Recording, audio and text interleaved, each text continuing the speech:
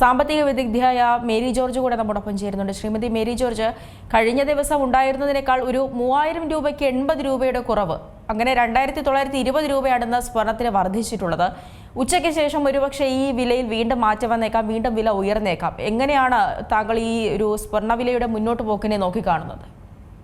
അതായത് പെട്ടെന്ന് സ്വർണത്തിന്റെ വിലയില് ഒരു രാത്രി കൊണ്ട് ഇത്രയും മാറ്റം ഉണ്ടാകാൻ കാരണം, വർധനവ് ഉണ്ടാകാൻ കാരണം ഇന്നലെ ട്രംപ് എടുത്തിരിക്കുന്ന തീരുമാനങ്ങളാണ്. അതായത് ഒരു കാലപരിധി പറഞ്ഞുകൊണ്ട് അതിനകം ട്രംപുമായി ഒരു സമവായത്തിൽ എത്തിയില്ലെങ്കിൽ ഇറാനെ വലിയ തോതിൽ ആക്രമിക്കുമെന്നും അതിന്റെ പ്രത്യാഘാതങ്ങൾ വളരെ വലുതായിരിക്കുമെന്നും ഒരു വലിയ ഭരണമാറ്റം തന്നെ ഇറാനിൽ സംഭവിക്കുമെന്നും ഒക്കെയാണ് ട്രംപ് പറഞ്ഞിരിക്കുന്നത്. അപ്പൊ സാധാരണ രീതിയിൽ യുദ്ധം തുടർന്നുകൊണ്ടിരിക്കുകയാണ്. അത് മാത്രവുമല്ല, ട്രംപ് അങ്ങനെ കോപാകുലനായി പറയുമ്പോൾ അദ്ദേഹം എന്ന് ഞാൻ പറയുന്നില്ല, അയാൾ എന്തെങ്കിലുമൊക്കെ തീരുമാനങ്ങൾ മനസ്സിൽ കുറിച്ചിട്ടുണ്ടാകാം എന്ന ഒരു ഭയം എന്തായാലും ഇറാനെ അലട്ടുന്നുണ്ടാകും. തന്നെയുമല്ല, അമേരിക്കയുടെ ഒപ്പം നിൽക്കുന്നത് ഇസ്രായേലാണെങ്കിലും ഇറാനെ എങ്ങനെയെങ്കിലും ഇല്ലായ്മ ചെയ്യണം എന്ന് ആഗ്രഹിക്കുന്ന ഒരു രാജ്യമാണ്. കാരണം ഇറാൻ ഇസ്രായേലിനെയും അങ്ങനെ ഇല്ലാതെയാക്കാൻ ആഗ്രഹിക്കുന്ന രാജ്യമാണ് എന്ന കാര്യം നമുക്ക് മറക്കാൻ പറ്റില്ല. അപ്പൊ അങ്ങനെ പരസ്പരം ഇല്ലാതെയാക്കണമെന്ന് ആഗ്രഹിക്കുന്ന രണ്ട് രാജ്യങ്ങൾ, അതിലെ ഇസ്രായേലിന്റെ ഒപ്പം ലോകത്തെ ഏറ്റവും വലിയ ആയുധ ശക്തിയും ഒക്കെയായ അമേരിക്ക കൂടെ ചേർന്ന് അവരുടെ വക്താവായി അമേരിക്ക നിലകൊള്ളുന്നു.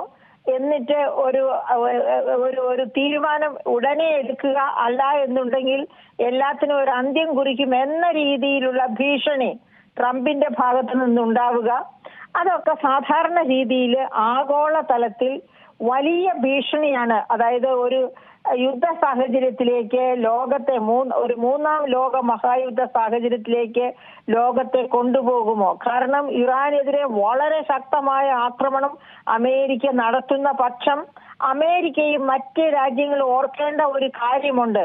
ഇസ്ലാമിക രാഷ്ട്രങ്ങളാണ് വെസ്റ്റ് ഏഷ്യയിലെ ഏറ്റവും പ്രധാനപ്പെട്ട രാഷ്ട്രങ്ങളൊക്കെ.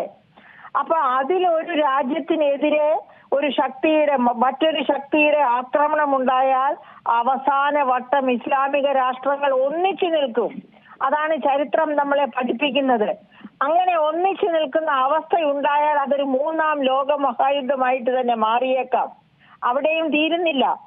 റഷ്യയിൽ നിന്ന് ട്രംപും ചൈനയിൽ നിന്ന് ഷീ ജിൻപിങ്ങും അമേരിക്കയോട് പറഞ്ഞിരിക്കുകയാണ്, ബി കെയർഫുൾ, ശ്രദ്ധയോടെ മുന്നേറുക, അല്ലെങ്കിൽ ഞങ്ങൾ നിങ്ങളുടെ കൂടെ ഇല്ല എന്ന് പറഞ്ഞിരിക്കുകയാണ്. അപ്പൊ ഇതൊക്കെ വലിയ ഒരു യുദ്ധ അന്തരീക്ഷം അലയടിക്കുകയാണ് ആഗോള തലത്തിൽ. അത്തരം ഒരു സാഹചര്യത്തിലാണ് സ്വർണത്തിന്റെ വില പിന്നെയും ഉയരുന്നത്. അങ്ങനെ ഉയരുന്നു. അതോടൊപ്പം തന്നെ നമുക്ക് കാണാം, ഓഹരി വിപണി കഴിഞ്ഞ ഏതാനും ദിവസങ്ങളിൽ നെഗറ്റീവായിരുന്നു. പക്ഷെ ഇന്ന് പത്രങ്ങൾ നോക്കിയാൽ ഓഹരി വിപണിയിൽ പോസിറ്റീവായിട്ടുള്ള വളർച്ച കാണാം.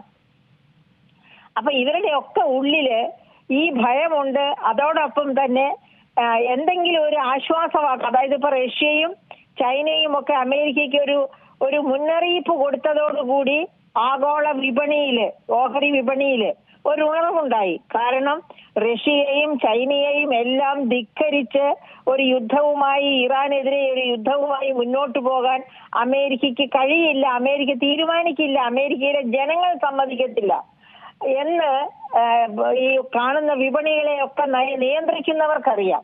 അതുകൊണ്ടാണ് ഓഹരി വിപണികൾ ഉണർന്നത്. അപ്പൊ അത്തരം ഒരു സാഹചര്യത്തില് സ്വർണത്തിന്റെ വിലയിൽ കയറ്റിറക്കങ്ങൾ ഉണ്ടാകാം. ഇനി നമ്മൾ ഇന്ത്യയിലേക്ക് വന്ന് നോക്കൂ.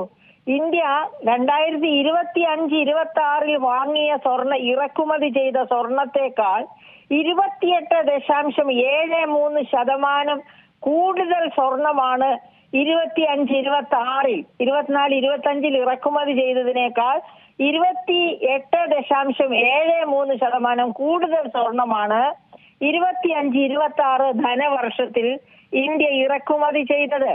ഇപ്പോ ലോകത്തെ രണ്ടാമത്തെ സ്വർണ്ണ ഉപഭോഗ രാജ്യമാണ് ഇന്ത്യ, ഒന്നാമത്തത് ചൈന. രണ്ടാം സ്ഥാനത്താണ് ഇന്ത്യ നിലകൊള്ളുന്നത്. അപ്പൊ ഓർമ്മിക്കുക, സ്വർണത്തിന്റെ വില റെക്കോർഡ് തകർത്ത് 1,31,000-ലേക്കൊക്കെ പോയ ദിവസങ്ങൾ നമ്മൾ കണ്ടതാണ്. അത് ഈ 25-26 അവസാനമായിരുന്നു. അങ്ങനെ വില കുതിച്ചപ്പോൾ പോലും ഇന്ത്യ സ്വർണം കൂടുതൽ വാങ്ങി. അതുകൊണ്ട് എന്ത് സംഭവിച്ചു?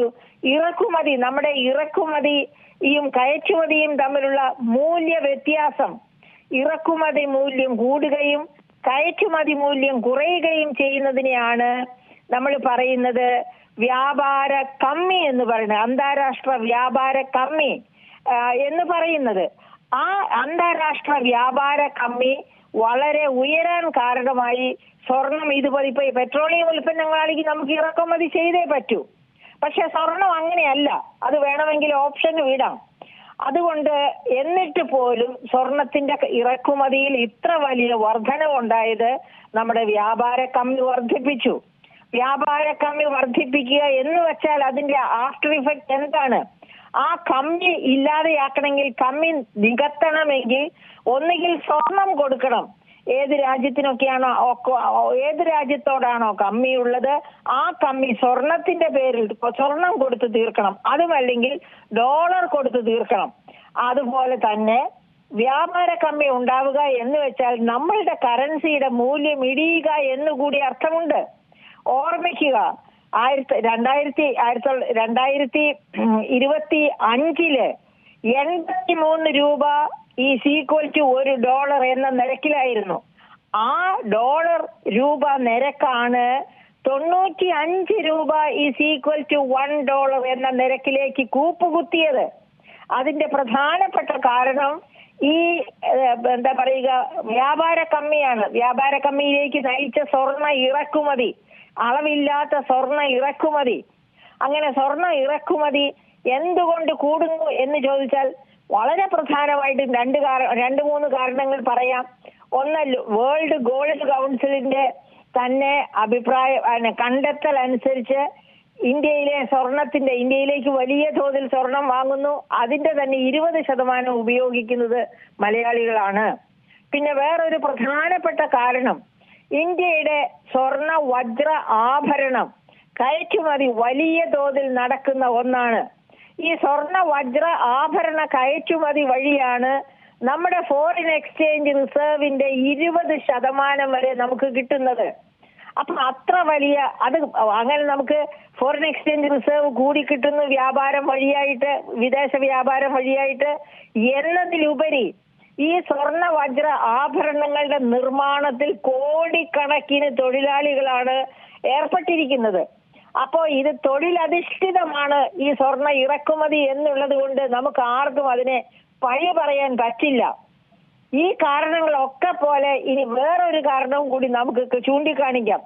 കേരളം 20% സ്വർണം, ഇപ്പോ 1000 ടൺ സ്വർണം ഇന്ത്യയിലേക്ക് വരുന്നെങ്കിൽ അതിന്റെ 20% എന്ന് പറയുമ്പോൾ 200 ടൺ സ്വർണമായി. അത് മുഴുവനും കേരളത്തിൽ എന്ത് ചെയ്യുന്നു? അത്രയധികം സ്വർണം ഉപഭോക്താക്കൾ ഉപയോഗിക്കുന്നുണ്ടോ? ഒരു പക്ഷേ ഒരു പരിധി വരെയെങ്കിലും കള്ളപ്പണം സൂക്ഷിച്ചു വെക്കാനുള്ള ഒരു മാർഗമായി സ്വർണം മലയാളികൾ ഉപയോഗിക്കുന്നുണ്ടാകാം.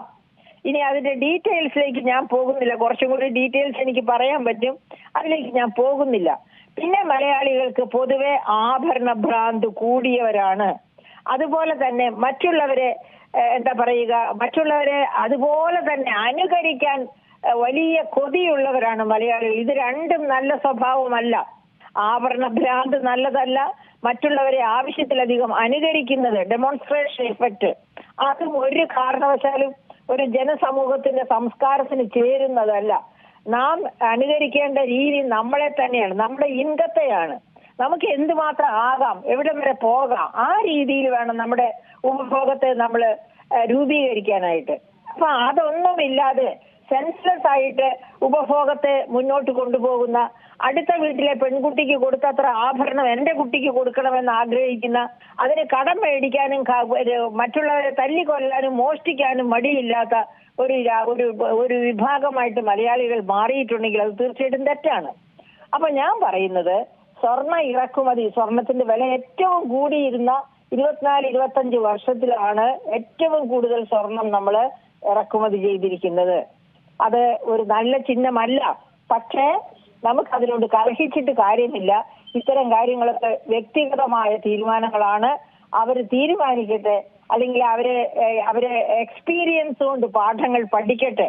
എന്തായാലും സാഹചര്യം ഇങ്ങനെ നിലകൊള്ളുന്ന സാഹചര്യത്തിൽ സ്വർണത്തിന്റെ വിലയിൽ ഇനിയും ചാഞ്ചാട്ടം ഉണ്ടാകും.